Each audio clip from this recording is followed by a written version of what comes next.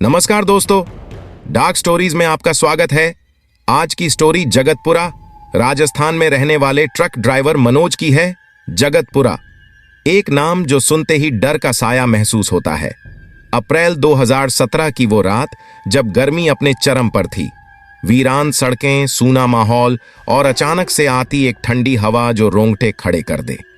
इसी रात एक ट्रक ड्राइवर जिसका नाम मनोज था, जगतपुरा से गुजर रहा था। उसे क्या पता था कि वो सफर उसकी जिंदगी का सबसे भयानक और खौफनाक सफर बन जाएगा। उस अंधेरी रात में क्या देखा उसने? कौन था वो जो उसकी ट्रक में बिना बुलाए बैठ गया? ये कहानी आपकी नींदें उड़ा देगी। फ्रेंड्स, अगर आपको हॉरर स्टोरी सुनना पसंद है तो चैनल को लाइक और सब्सक्राइब करें और बेल बटन को भी प्रेस करें। दोस्तों, आप अपना नाम कमेंट बॉक्स में लिखें और यह भी लिखें कि आप यह स्टोरी कहां से सुन रहे हैं। और अगर आपके पास कोई स्टोरी है तो आप हमें हमारे इंस्टाग्राम और ईमेल पर स्टोरी भेज सकते हैं। तो चलिए दोस्तों, आज की कहानी को शुरू करते हैं। मनोज एक साधारण ट्रक ड्राइवर था। उसकी जिंदगी का ज्यादा हिस्सा रोड पर ही गुजरता था। राजस्थान की गर्मी, रात में ट्रक चलाना और अकेलेपन का साथी सिर्फ उसका रेडियो। अप्रैल 2017 की बात है। उसे एक डिलीवरी लेकर जयपुर से जगतपुरा जाना था। जगतपुरा के बारे में सुना था कि वो जगह हॉन्टेड है, लेकिन मनोज को ऐसी बातों पर कभी यकीन नहीं था। रात के करीब 11 बजे होंगे जब उसने अपनी ट्रक जगतपुरा की ओर मोड़ी। चारों ओर अंधेरा और सड़कें सुनसान थीं। दूर दूर तक कोई रोशनी नहीं थी। रोड पर चलते चलते उसके रेडियो में अचानक से अजीब सी आवाजें आने लगीं। उसने ध्यान नहीं दिया, सोचा कि रेडियो में कोई दिक्कत होगी, लेकिन तभी अचानक उसकी ट्रक का एक टायर जोर से फट गया। धड़ाम आवाज आई और ट्रक एक झटके से रुक गई। मनोज को झटका लगा। उसने नीचे उतर कर देखा। टायर पंचर हो गया था। वो गाड़ी के टूल्स लेकर नीचे उतरा और टायर बदलने लगा। उस वीरान सड़क पर सिर्फ उसके औजारों की खड़खड़ाहट और दूर कहीं झींगुरों की आवाज सुनाई दे रही थी। जैसे ही वो टायर बदलने लगा, उसे ऐसा लगा कि कोई उसकी ओर देख रहा है। उसने तुरंत चारों ओर देखा, लेकिन वहां कोई नहीं था। कुछ नहीं है, बस तुझे हिमालय की नींद चाहिए, उसने खुद से कहा और फिर काम पर लग गया। लेकिन दिल की धड़कन थोड़ी बढ़ गई थी। मनोज ने जैसे ही टायर बदल लिया, उसने राहत की सांस ली। लेकिन तभी उसे अपने ट्रक के पीछे से किसी के चलने की आहट सुनाई दी। कौन है वहां? उसने ऊंची आवाज में पूछा। कोई जवाब नहीं मिला। थोड़ी घबराहट में वो ट्रक के पास गया और देखा कि पीछे कोई नहीं था। शायद मैं ही गलतफहमी में हूं, उसने सोचा और ट्रक में वापस बैठ गया। जैसे ही उसने गाड़ी स्टार्ट की, रेडियो अपने आप चालू हो गया और उसमें किसी औरत की चीख सुनाई दी। अरे ये क्या हो रहा है? मनोज चिल्लाया और रेडियो को बंद कर दिया। वो अब सच में घबरा गया था, लेकिन उसने सोचा कि जल्दी से यहां से निकलना ही सही होगा। उसने गाड़ी चलाई और आगे बढ़ने लगा, लेकिन उसकी निगाहें बार बार रियर व्यू मिरर में जा रही थीं। उसे ऐसा महसूस हो रहा था कि कोई उसके पीछे की सीट पर बैठा है। मनोज ने एक झटके में रियर व्यू मिरर देखा, लेकिन वहां कोई नहीं था। उसके माथे पर पसीना आ गया। उसने गाड़ी और तेज चलानी शुरू कर दी। जैसे ही वो कुछ दूर और आगे बढ़ा, उसे अचानक से सड़क के किनारे एक औरत खड़ी दिखी। इस वक्त यहां, इतनी रात को? मनोज के दिमाग में सवाल उमड़ने लगे। वो औरत सफेद साड़ी में थी, बाल खुले हुए थे और सिर नीचे झुका हुआ था। मनोज ने उसकी ओर देखा और वो बिना कुछ सोचे समझे उसके पास रुक गया। क्या आप मदद चाहती हैं? उसने खिड़की से बाहर झांकते हुए पूछा। औरत ने धीरे धीरे सिर उठाया और उसकी आंखों में देखा। उसकी आंखें अजीब से काले गड्ढों जैसी थीं, जिसमें कोई पुतली नहीं दिख रही थी। मनोज का दिल धड़कने लगा।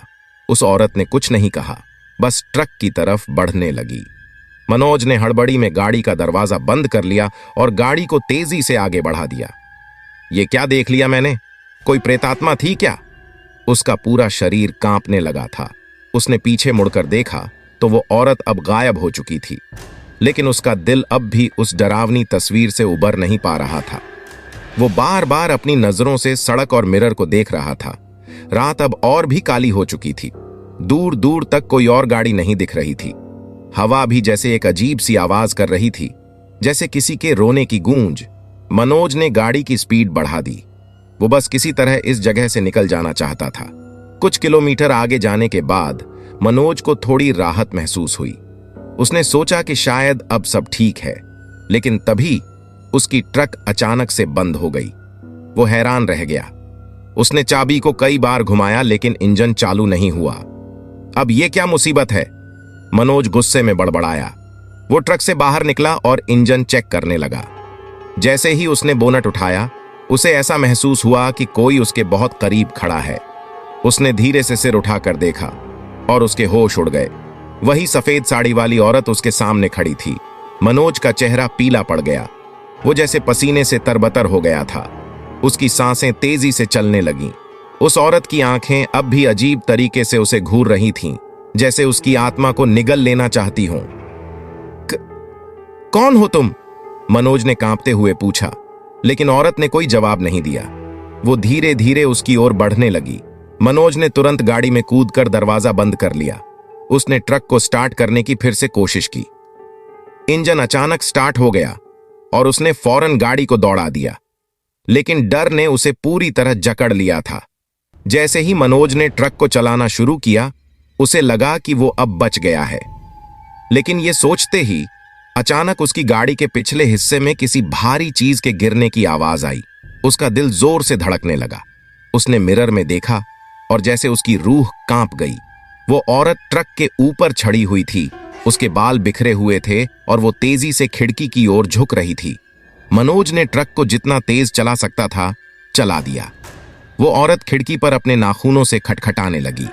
मनोज ने अब खुद को पूरी तरह घबराहट में खो दिया था। मुझे यहां से बचाओ भगवान, वो चीख पड़ा। उसकी आंखों के सामने मौत का खौफ घूम रहा था, लेकिन वो किसी भी तरह खुद को बचाने के लिए गाड़ी को रफ्तार दे रहा था। वो औरत अब खिड़की पर जोर जोर से दस्तक दे रही थी।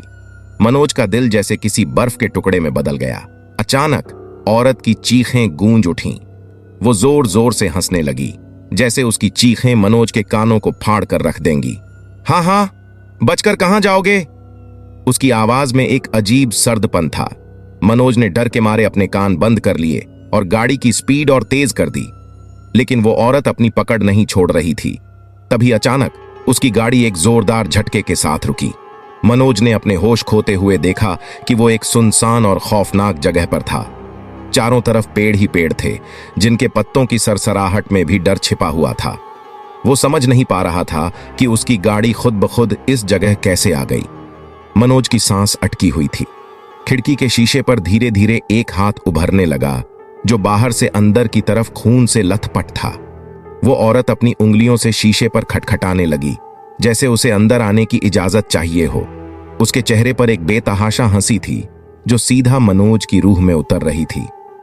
खोलो दरवाजा, वो औरत फुसफुसाने लगी।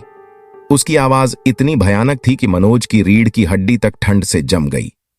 मनोज ने डरते हुए अपने आप को संभालने की कोशिश की। उसने सोचा कि अगर वो ध्यान नहीं देगा तो शायद ये सब खत्म हो जाएगा। लेकिन जैसे ही उसने दूसरी ओर देखा, वो औरत ट्रक के अंदर आ चुकी थी। मनोज ने चीखने की कोशिश की, लेकिन आवाज उसके गले में ही अटक गई। वो औरत अब उसकी सीट के पास खड़ी थी और उसकी आंखें काले गड्ढों में बदल चुकी थीं। उसके खुले बाल हवा में लहराते हुए मनोज के चेहरे को छू रहे थे। मुझे छोड़ दो प्लीज, मनोज ने गिड़गिड़ाते हुए कहा, लेकिन वो औरत सिर्फ मुस्कुरा रही थी। उसके चेहरे पर एक अजीब सी संतुष्टि थी, जैसे उसने मनोज की बेबसी का पूरा मजा ले लिया हो। अचानक औरत ने अपनी उंगलियां मनोज के गले की तरफ बढ़ाईं। उसके नाखून लंबे और धारदार हो चुके थे। मनोज ने डरते डरते अपनी आंखें बंद कर लीं और एक आखिरी बार भगवान का नाम लिया। लेकिन तभी एक जोरदार धमाके के साथ ट्रक का दरवाजा खुल गया और वो औरत गायब हो गई। मनोज हांफता हुआ नीचे गिर पड़ा। उसकी धड़कनें इतनी तेज थीं कि उसे लग रहा था कि वो किसी भी पल बेहोश हो जाएगा। उसने इधर उधर देखा, लेकिन अब वो औरत कहीं नहीं थी। ट्रक का दरवाजा खुला हुआ था और बाहर सिर्फ सन्नाटा था। उसने हिम्मत जुटाई और दरवाजा बंद कर लिया, लेकिन उसके हाथ कांप रहे थे। ये क्या था? क्या वो हकीकत थी या कोई भ्रम? मनोज खुद से सवाल करने लगा। लेकिन एक बात तो साफ थी, वो अब उस जगह से जितनी जल्दी हो सके भाग जाना चाहता था। उसने फिर से ट्रक स्टार्ट किया और इस बार बिना पीछे देखे ट्रक को दौड़ा दिया। मनोज ने पूरी ताकत से गाड़ी चलाई। कुछ देर बाद उसे सड़क के किनारे एक छोटा सा ढाबा दिखा जहां कुछ रोशनी थी। उसने बिना देर किए ट्रक को वहां रोका। ढाबे पर कुछ लोग बैठे थे जो उसे देखकर चौंक गए। भाई, क्या हुआ? ऐसे कांप क्यों रहे हो? एक आदमी ने पूछा। मनोज ने पानी मांगा और कांपते हुए पूरी घटना उन्हें बताई। वहां बैठे एक बुजुर्ग ने उसकी बात सुनी और गहरी सांस ली। तू उस रास्ते से आया है जहां बरसों पहले एक औरत की मौत हो गई थी। कहते हैं उसकी आत्मा अब भी वहां भटकती है, बुजुर्ग ने बताया। मनोज का चेहरा फक पड़ गया। तो ये सब सच था? वो औरत सच में कोई आत्मा थी? उसके दिल में डर की लहर फिर से दौड़ गई। बुजुर्ग ने सिर हिलाते हुए कहा, कई लोगों ने उस औरत को देखा है। वो उन ट्रक ड्राइवरों को अपना शिकार बनाती है जो रात में अकेले उस रास्ते से गुजरते हैं। कहते हैं कि वो अपने साथ उन्हें दूसरी दुनिया में खींच ले जाती है।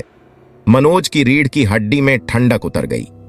उसे समझ नहीं आ रहा था कि वो क्या करे। वो बस वहां से जितनी जल्दी हो सके भाग जाना चाहता था, लेकिन मनोज की किस्मत में शायद अभी और डर बाकी था। मनोज ने बुजुर्ग से पूछा, अब मैं क्या करूं? उस रास्ते से वापस जाने का तो सवाल ही नहीं उठता। बुजुर्ग ने उसकी तरफ देखा और कहा, तू अब यहां सुबह होने तक रुक जा। जब सूरज की पहली किरण पड़ेगी तभी उस रास्ते से निकलना सुरक्षित होगा। रात में वो आत्मा बहुत ताकतवर होती है। मनोज ने हां में सिर हिलाया और ट्रक को ढाबे के पास ही पार्क कर दिया। उसने पूरी रात जागते हुए गुजारी, डरते हुए हर हलचल पर चौकन्ना रहा। जैसे ही सुबह हुई, उसने ढाबे के लोगों का शुक्रिया अदा किया और सूरज की रोशनी के साथ वहां से रवाना हो गया। लेकिन वो रात और वो चेहरा हमेशा के लिए उसकी यादों में खौफ बनकर बस गया। मनोज ने सोचा कि उस खौफनाक रात के बाद वो कभी दोबारा उस रास्ते पर नहीं जाएगा। लेकिन डर से भागना हमेशा आसान नहीं होता। कुछ महीने बाद मनोज के पास फिर से उसी इलाके में एक डिलीवरी करने का ऑर्डर आया। उसने मना करने की कोशिश की, लेकिन मजबूरी ने उसे फिर से उसी अंधेरे रास्ते पर खींच लिया। इस बार उसकी किस्मत और भी बुरी थी। वो सोच भी नहीं सकता था कि जो कुछ उसने पहले देखा था वो तो सिर्फ शुरुआत थी। असली डर और खौफ अभी बाकी था। अगस्त 2017 की बात है। बरसात का मौसम था और राजस्थान की सूखी जमीन पर पानी की हल्की बूंदें गिर रही थीं। मनोज ने जगतपुरा की उस सड़क पर फिर से कदम रखा, लेकिन इस बार वो और भी ज्यादा चौकन्ना था। उसके साथ उसका दोस्त रवि भी था, जिसने उसकी पहले की कहानी को सिर्फ मजाक समझा था। रवि को यकीन था कि सब कुछ मनोज की कल्पना थी। अरे यार, तू बेकार ही डर रहा है। इस बार मैं भी साथ हूं, कोई भूत वूत नहीं है यहां, रवि ने हंसते हुए कहा। लेकिन मनोज का चेहरा अब भी सख्त था। रात के करीब 11 बजे होंगे जब वे दोनों उसी कुख्यात सड़क पर पहुंचे। जैसे ही ट्रक उस जगह के करीब पहुंचा, मनोज का दिल फिर से तेजी से धड़कने लगा। अचानक ट्रक के रेडियो में अजीब सी फुसफुसाहट गूंजने लगी। मनोज ने फौरन रेडियो बंद कर दिया, लेकिन रवि ने मजाक उड़ाते हुए कहा, भाई, तू खुद ही डरता है और अब मुझे भी डराने की कोशिश कर रहा है। रात और गहरी हो चुकी थी। सड़क के दोनों किनारे अंधकार में खोए हुए थे, जैसे काले साए उन पर मंडरा रहे हों। अचानक ट्रक की हेडलाइट्स में वही सफेद साड़ी वाली औरत दिखाई दी। इस बार वो सड़क के बीचों बीच खड़ी थी, जैसे उनका इंतजार कर रही हो। मनोज ने घबराकर ब्रेक मारा। रवि अब चौंक गया और उसकी हंसी गायब हो गई। ये क्या है? रवि ने कांपते हुए पूछा। औरत ने धीरे धीरे सिर उठाया। उसकी आंखें पहले जैसी ही काली गहराइयों में बदल चुकी थीं। रवि की भी सांसें अटक गईं। चल, यहां से भागते हैं, रवि ने कहा। लेकिन मनोज जैसे पत्थर का हो गया था। उसने अपने हाथों में ठंडक महसूस की, मानो उसके शरीर से खून खींचा जा रहा हो। उसकी आंखें उस औरत से हट ही नहीं रही थीं, जो अब ट्रक की ओर बढ़ रही थी। रवि ने हिम्मत जुटाकर मनोज को झकझोरा, जिससे उसकी तंद्रा टूटी। दोनों ने गाड़ी रिवर्स में डाली और तेजी से पीछे की ओर भागने लगे। लेकिन वो औरत भी ट्रक के पीछे दौड़ने लगी। उसकी चाल इंसानों जैसी नहीं थी, वो हवा में तैरती हुई सी लग रही थी। रवि ने घबराकर दरवाजे को बंद करने की कोशिश की, लेकिन दरवाजा बंद नहीं हो रहा था। बंद करना ये दरवाजा, रवि चिल्लाया। लेकिन जैसे ही उसने दरवाजे की तरफ देखा, उस औरत का चेहरा खिड़की के ठीक बाहर था। उसकी आंखों से खून की धार बह रही थी और होंठों पर एक खौफनाक हंसी थी। रवि के चीखने से पहले ही ट्रक के अंदर तेज ठंडक फैल गई। गाड़ी का हर शीशा बर्फ जैसा ठंडा हो चुका था। ट्रक की स्पीड तेज हो रही थी, लेकिन वो औरत अब भी बाहर की खिड़की पर अटकी हुई थी। तभी ट्रक के अंदर रेडियो फिर से चालू हो गया और उसमें वही फुसफुसाहट सुनाई देने लगी। इस बार वो आवाज रवि के नाम को पुकार रही थी। रवि, रवि। रवि की आंखें डर से फटी रह गईं। उसने मनोज की तरफ देखा, लेकिन मनोज की हालत और भी खराब थी। उसकी आंखें धीरे धीरे लाल हो रही थीं, मानो किसी ने उसकी आत्मा को घेर लिया हो। रवि, आओ, मेरे पास आओ। रेडियो की आवाज और तीव्र होती गई। रवि ने रेडियो को बंद करने की कोशिश की, लेकिन वो हाथ लगाने पर और भी तेज हो गया। रवि के कानों में उस औरत की हंसी गूंजने लगी। उसने देखा कि वो औरत अब खिड़की से अंदर घुसने की कोशिश कर रही थी। उसके हाथ अब लंबे और पतले हो गए थे, जिनसे वो ट्रक के दरवाजे को खोलने की कोशिश कर रही थी। रवि ने मनोज को झकझोरा, लेकिन मनोज अब कुछ भी महसूस नहीं कर रहा था। उसकी आंखें पूरी तरह लाल हो चुकी थीं और वो लगातार ट्रक को तेज चलाए जा रहा था। रवि ने किसी तरह से अपनी जगह से उठकर ट्रक का दरवाजा अंदर से बंद किया, लेकिन वो औरत अब भी दरवाजे को खटखटा रही थी। उसकी चीखें अंदर तक सुनाई दे रही थीं। मैं तुझे छोड़ूंगी नहीं, वो औरत चिल्लाई। रवि ने देखा कि ट्रक की हेडलाइट्स झपक रही थीं और सड़क धीरे धीरे धुंध में गायब हो रही थी। रवि की सांसें उखड़ने लगीं। उसे महसूस हुआ कि ट्रक किसी अजीब सी जगह में जा रहा था, एक ऐसी जगह जहां हर तरफ अंधेरा था और चारों ओर से अजीब अजीब शक्लें उन पर हंस रही थीं। ट्रक अचानक जोर से झटका खाकर रुक गया। रवि ने देखा कि वो औरत अब गायब हो चुकी थी, लेकिन उसकी हंसी अभी भी गूंज रही थी। मनोज अब भी गाड़ी के स्टीयरिंग पर झुका हुआ था। उसकी हालत खराब हो चुकी थी। रवि ने घबराते हुए ट्रक से बाहर झांक कर देखा। उन्हें एक घना जंगल दिखाई दिया, जहां किसी भी दिशा में कुछ भी साफ नहीं दिख रहा था। चारों ओर अंधेरा, सन्नाटा और पेड़ों की सरसराहट थी। अचानक रवि को लगा कि किसी ने उसके कंधे पर हाथ रखा।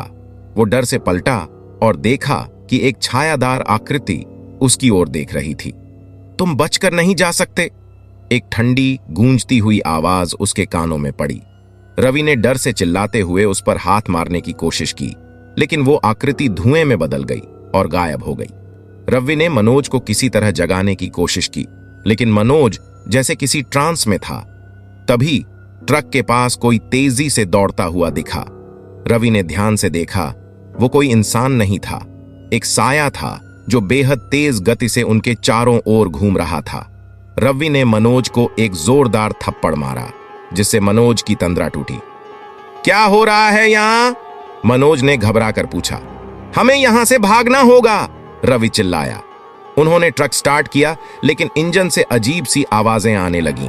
अचानक ट्रक के शीशे के बाहर वही सफेद साड़ी वाली औरत एक बार फिर से प्रकट हो गई। तुम मुझसे नहीं बच सकते, उसने एक रूह कंपा देने वाली आवाज में कहा। इस बार वो औरत ट्रक के ऊपर कूद गई।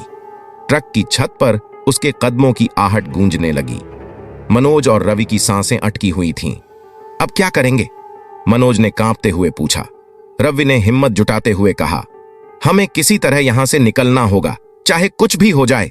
उन्होंने ट्रक को जोर लगाकर स्टार्ट किया और तेजी से जंगल से बाहर निकलने की कोशिश की, लेकिन जैसे ही उन्होंने ट्रक को आगे बढ़ाया, ट्रक के शीशे पर खून के निशान बनने लगे। वो निशान ऐसे थे जैसे किसी ने अपने नाखूनों से उन्हें खरोंचा हो।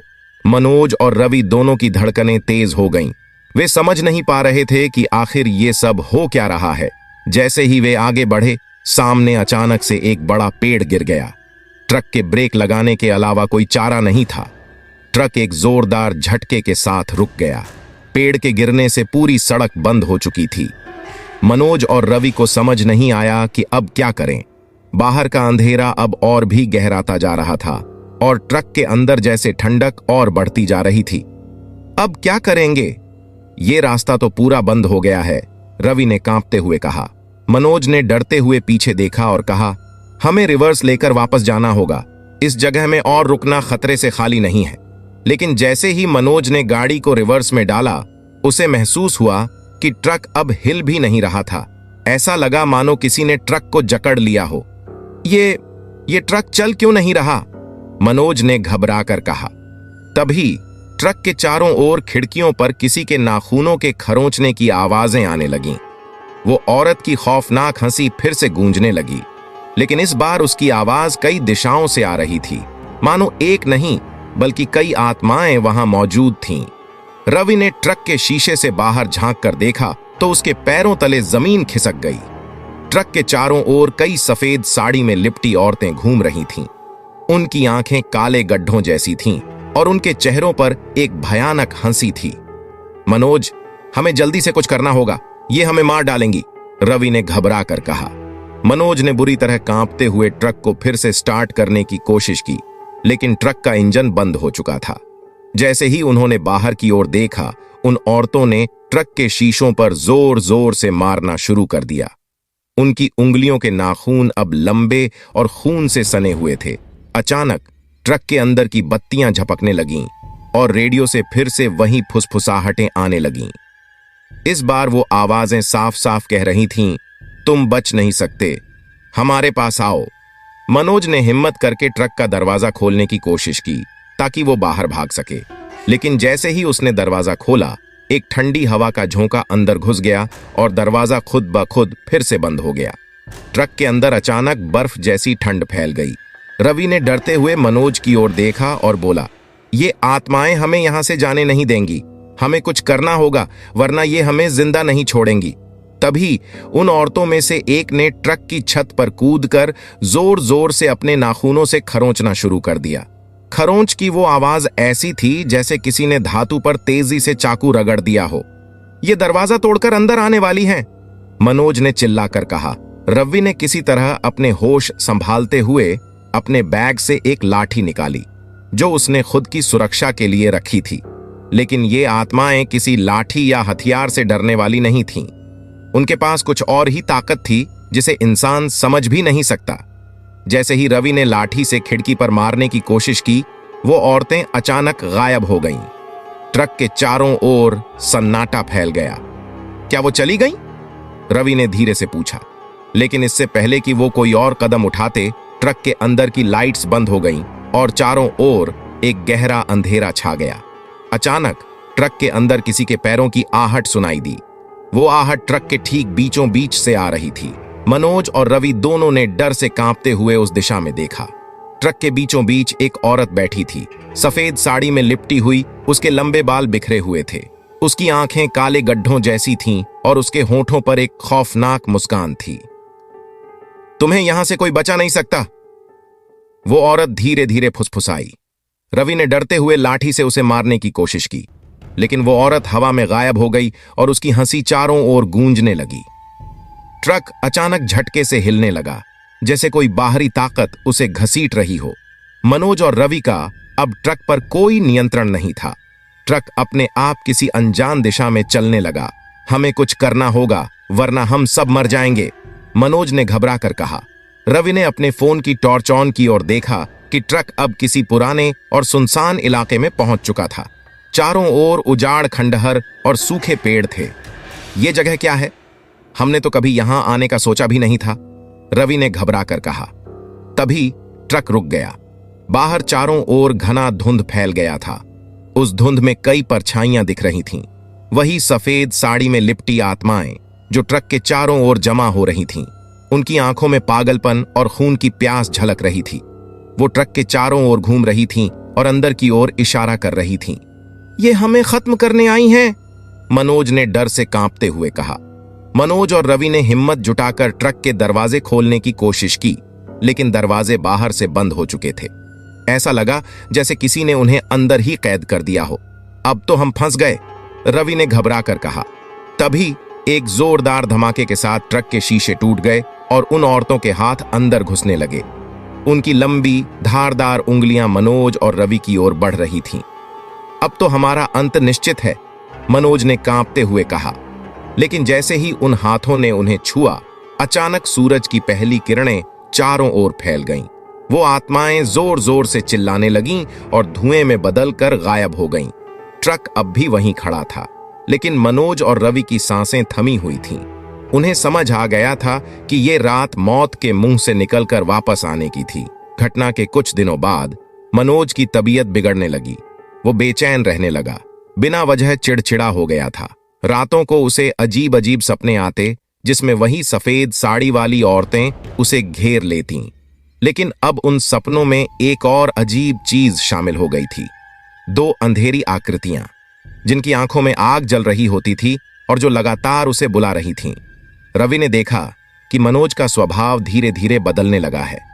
वो अब कम बोलता था, ज्यादा समय अकेला बिताता था और कई बार बिना वजह खुद से ही बड़बड़ाने लगता था। रवि को महसूस होने लगा था कि कुछ बहुत बुरा हो रहा है। उसने एक स्थानीय तांत्रिक से संपर्क किया जिसे इन सब चीजों की गहरी समझ थी। तांत्रिक ने मनोज को देखते ही भांप लिया कि उसके ऊपर कुछ नकारात्मक शक्तियां हावी हो चुकी हैं। उसने कहा, इस लड़के पर दो भयंकर आत्माओं का साया है। ये वो ही शक्तियां हैं जिनसे तुम दोनों उस रात जंगल में बचे थे। वो तुमसे बदला लेना चाहती हैं और इस लड़के की आत्मा को पूरी तरह निगलना चाहती हैं। रवि ने घबराते हुए पूछा, अब क्या करें? इसे कैसे बचा सकते हैं? तांत्रिक ने गंभीरता से कहा, यह काम आसान नहीं होगा। हमें एक शक्तिशाली अनुष्ठान करना होगा जिसमें बहुत खतरा है। अगर इसमें जरा भी गलती हुई तो ये आत्माएं मनोज के शरीर को पूरी तरह अपना बना लेंगी और उसे मारकर खुद इस दुनिया में आ जाएंगी। तांत्रिक ने अनुष्ठान की तैयारी शुरू की। एक रात का समय चुना गया जब चांदनी बेहद कमजोर होती है और नकारात्मक शक्तियां अपनी चरम सीमा पर होती हैं। अनुष्ठान के लिए एक वीरान जगह चुनी गई जहां चारों ओर सिर्फ अंधकार था। रवि और मनोज दोनों को उस जगह पर ले जाया गया। मनोज के चेहरे पर अब इंसानी भाव कम और दरिंदगी ज्यादा दिखने लगी थी। उसकी आंखें अंदर से खाली लगती थीं और उसकी आवाज में एक अजीब सी गूंज थी, मानो वो कोई और ही बोल रहा हो। तांत्रिक ने कहा, ये आत्माएं पूरी तरह से इसे जकड़ चुकी हैं। अनुष्ठान के दौरान ये हमें डराने और भटकाने की पूरी कोशिश करेंगी। हमें हर हाल में इस लड़के को बचाना है, चाहे इसके लिए हमें अपनी जान ही क्यों ना देनी पड़े। अनुष्ठान शुरू हुआ। तांत्रिक ने चारों ओर एक सुरक्षा घेरा बनाया और मनोज को उस घेरे के बीचों बीच बिठा दिया। उसने चारों दिशाओं में दीपक जलाए और मंत्रोच्चार शुरू कर दिया। जैसे जैसे मंत्रों की गूंज बढ़ती गई, मनोज की हालत बिगड़ने लगी।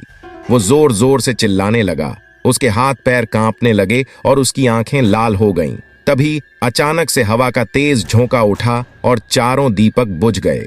तांत्रिक ने मंत्र पढ़ना तेज कर दिया, लेकिन अब मनोज के अंदर की दो आत्माएं पूरी तरह जाग चुकी थीं। मनोज का शरीर झटके खाने लगा और उसकी आवाज दो अलग अलग टोन में गूंजने लगी, एक भारी और एक पतली, जैसे दो लोग एक साथ बोल रहे हों। तांत्रिक ने रवि को आगाह किया, अब आत्माएं पूरी तरह से प्रकट हो चुकी हैं। हमें इस घेरे को किसी भी हालत में टूटने नहीं देना है, नहीं तो ये आत्माएं यहां से बाहर निकल जाएंगी और हमें मारकर इस दुनिया में घुल मिल जाएंगी। मनोज के मुंह से अचानक एक अजीब हंसी फूट पड़ी। वो हंसी इतनी डरावनी थी कि रवि के रोंगटे खड़े हो गए। मनोज की आंखें अब पूरी तरह से काली हो गई थीं और उसके चेहरे पर भयानक दर्द और गुस्से के भाव थे। तुम लोग इसे बचा नहीं सकते, ये हमारा है। एक गहरी आवाज मनोज के मुंह से निकली। तांत्रिक ने चिल्लाते हुए कहा, इन राक्षसों को वापस भेजना होगा, ये इस लड़के को पूरी तरह निगलना चाहते हैं। उसने अपने मंत्रों को और तेज कर दिया, लेकिन मनोज का शरीर अब हवा में उठने लगा, मानो किसी अदृश्य ताकत ने उसे जकड़ लिया हो। तांत्रिक ने एक ताबीज निकाला जिस पर कुछ रहस्यमयी निशान बने थे। उसने उस ताबीज को मनोज के माथे पर रखा और जोर से मंत्र पढ़ना शुरू किया। जैसे ही ताबीज मनोज के माथे पर रखा गया, उसके शरीर में तेज झटके आने लगे और वो जमीन पर गिर पड़ा। ये ताबीज इन्हें काबू में लाएगा, लेकिन हमें जल्दी करनी होगी, इनकी ताकत बढ़ती जा रही है, तांत्रिक ने कहा। मनोज जमीन पर तड़पने लगा, उसके मुंह से खून निकलने लगा और उसकी आवाज और भी भयानक हो गई। तुम सब मर जाओगे, हमें रोक नहीं सकते।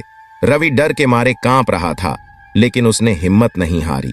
तांत्रिक ने उसे एक दिया जलाकर रखने को कहा, जिससे सुरक्षा घेरे को मजबूत किया जा सके। रवि ने दिया जलाया, लेकिन तभी जोर की हवा चली और दिया बुझने लगा। हवा इतनी तेज थी कि दिया बुझता ही जा रहा था। रवि ने किसी तरह उसे अपने हाथों से ढककर जलाए रखा, क्योंकि उसे पता था कि अगर दिया बुझ गया तो सुरक्षा घेरा टूट जाएगा और उन आत्माओं को खुला मौका मिल जाएगा। तांत्रिक ने तब एक अंतिम और शक्तिशाली मंत्र पढ़ना शुरू किया।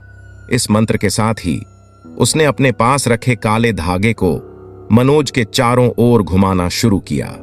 जैसे ही धागा मनोज के शरीर के चारों ओर घूमा, उसकी चीखें और भी तेज हो गईं। तांत्रिक ने मंत्रोच्चार के बीच कहा, अब ये आखिरी चरण है। अगर ये कामयाब हुआ तो ये आत्माएं हमेशा के लिए खत्म हो जाएंगी, लेकिन अगर ये असफल हुआ तो हम सब खत्म हो जाएंगे। तांत्रिक ने आखिरी मंत्र के साथ धागे को खींचकर तोड़ा। जैसे ही धागा टूटा, मनोज का शरीर एक जोरदार झटके के साथ जमीन पर गिर पड़ा और वो बेहोश हो गया। आसपास की हवा अचानक से शांत हो गई। ऐसा लगा मानो सब कुछ रुक गया हो। तांत्रिक ने राहत की सांस लेते हुए कहा, आत्माएं बेअसर हो चुकी हैं, लेकिन मनोज को पूरी तरह ठीक होने में समय लगेगा। ये ताकतें इतनी आसानी से हार मानने वाली नहीं हैं। रवि ने मनोज को सहारा देकर उठाया। मनोज की आंखें अभी भी लाल थीं, लेकिन अब उनमें वो डरावनी चमक नहीं थी। वो कमजोर था, लेकिन सुरक्षित था। कुछ दिनों बाद मनोज को धीरे धीरे होश आया। उसने उस रात की बातें याद करने की कोशिश की, लेकिन वो सब कुछ धुंधला था। उसे सिर्फ इतना याद था कि वो बहुत बुरे सपनों में फंसा हुआ था, जहां उसे खौफनाक आवाजें बुला रही थीं। तांत्रिक ने मनोज को एक ताबीज पहनने को दिया और कहा, अब तुम्हें यह ताबीज हमेशा पहनकर रखना होगा। ये तुम्हारी रक्षा करेगा और उन आत्माओं को दोबारा पास नहीं आने देगा। मनोज ने सिर हिलाया, लेकिन उसकी आंखों में अब भी एक अजीब सा डर था। वो जानता था कि उन आत्माओं ने उसे पूरी तरह छोड़ा नहीं था। वो अभी भी उसकी कमजोरियों को ढूंढ रही थीं, एक मौका जब वो फिर से हमला कर सकें। रवि ने तांत्रिक से पूछा, क्या अब सब कुछ ठीक हो जाएगा? तांत्रिक ने गहरी सांस लेते हुए कहा, इन आत्माओं का पूरी तरह से नाश नहीं किया जा सकता। हमने इन्हें फिलहाल शांत कर दिया है, लेकिन ये ताकतें हमेशा कमजोरियों की तलाश में रहती हैं। अगर मनोज या तुम में से कोई भी फिर से डर या नकारात्मकता में डूबेगा तो ये वापस लौट आएंगी। ये आत्माएं उन जगहों से जुड़ी होती हैं जहां इनके साथ कुछ भयानक हुआ हो, और जब तक उस स्थान को पूरी तरह से शुद्ध नहीं किया जाता, ये फिर से सक्रिय हो सकती हैं। मनोज के चेहरे पर एक अलग सा सन्नाटा था। उसने धीरे से कहा, वो आवाजें, वो मुझे अभी भी सुनाई देती हैं। वो कहती हैं कि वो मुझे छोड़ेंगी नहीं। मनोज के इस डर को देखकर रवि और भी चिंतित हो गया। तांत्रिक ने उन्हें जगतपुरा की उस जगह पर वापस जाने की सलाह दी जहां से ये सब शुरू हुआ था। उस स्थान को शुद्ध करना जरूरी है। जब तक वो जगह शापित रहेगी, मनोज पूरी तरह ठीक नहीं हो पाएगा। हमें वहां जाकर एक अंतिम अनुष्ठान करना होगा, जिससे वो आत्माएं हमेशा के लिए शांत हो जाएं।